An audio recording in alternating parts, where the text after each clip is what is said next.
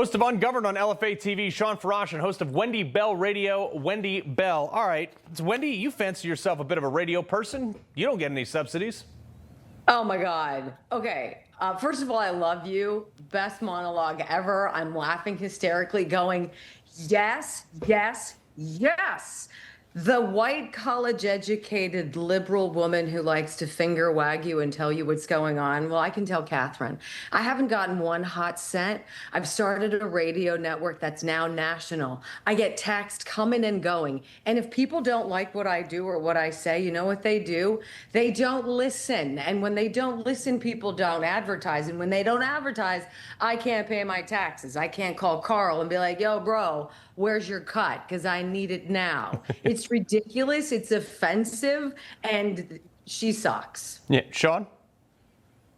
Well, I think it's funny. Wendy mentioned that she wouldn't be able to pay her taxes, right? Meanwhile, I mean, she's got a radio network and a radio station and a radio program of her own, and her taxes go to directly fund her competition. That just doesn't seem fair, right? So I'm sitting there thinking, wow, that's not very good. Now, she had to make it on her own merits, while, Carl, you mentioned, these folks are getting funded. It's like a guarantee.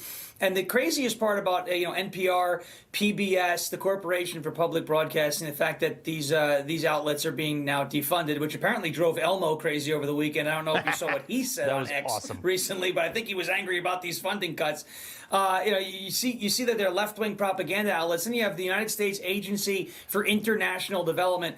Why don't we just start something called the United States Agency for National Development, right? Instead of sending it all over the world, let's do it all here, spend it all here. I think that's a better idea, better use of our taxpayer dollars. Right, but Wendy, we showed this. We did a whole bit on this maybe a year ago. When it costs nonprofits between $7,000 and $10,000 to drill one well in Africa, but yet it was costing the government to drill the exact same well millions of dollars for it. I mean, it's just maddening.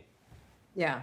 Well, and you know what, your point when you brought up the DMV, it's like the last 4 years were to get us all used to the idea that everything is slow, everything is cumbersome, nothing is efficient. It's going to be bogged down. You're running through oatmeal, and don't try to get out of it. This is the new normal. This is the way it goes. We've got this monster government. It's magic. You love it.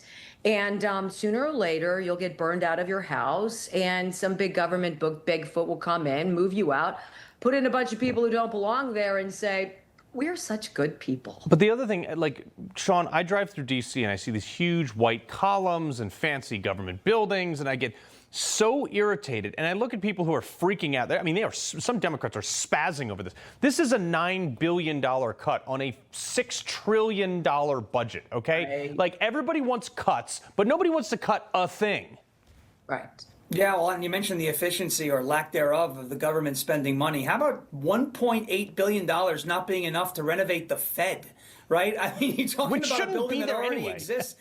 It shouldn't be there anyway, number one. Number two, this is costing them more to renovate an existing building than it's costing the Buffalo Bills to build a new football stadium, okay? $2.2 billion in upstate New York for a team that's never going to win a Super Bowl, okay? Now you have the Fed now, $2.5 billion. I mean, I want to go in there, take a look at the light switch and say, how much did this cost? That this was a $2.5 billion renovation. Yeah. It's out of control, the way government wastes money and just sends it out into the oblivion. Like you mentioned, we want to make these cuts. We want to be more responsible with taxpayer dollars, and yet when it comes time to cut things, people are like, no, people are going to die if you cut NPR. Well, I don't think so. I don't think anyone's going to die. I think everyone's going to be much happier. Don't cut the Fed's light switches. All right, got to leave it right there. Wendy Bell, Shawn Farash, appreciate